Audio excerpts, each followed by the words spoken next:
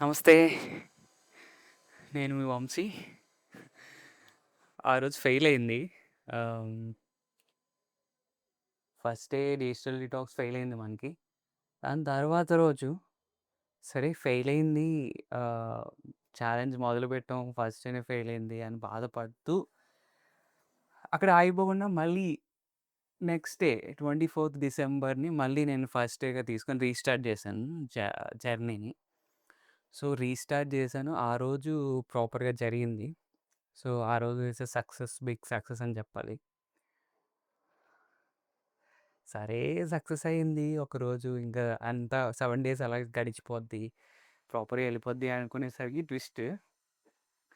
Night badminton ఆడొచ్చాను 24థ్ December ఒక 9:00, 10:00. మా పీజీలో మా ఫ్రెండ్స్ ఉంటే వాళ్ళ దగ్గరికెళ్తే, "మామ క్రిస్మస్ హాలిడే కదా! నెక్స్ట్ డే అవతార్‌కి పోదాం" అన్నాడు. సరే ఆ ఊపులో ఎళ్ళాం. అవతార్ చూసినాం. వచ్చేసరికి ఒక 2:00 అయింది. ఓకే. 2:00 నుంచి నిద్ర పట్టేసరికి 4 అయింది. ఇంక నెక్స్ట్ డే 25థ్ డిసెంబర్ 11, 12 లేసా. ఇంకా స్లీప్ ప్రాపర్‌గా పట్టలేదు. లెథార్జీగా ఉంది.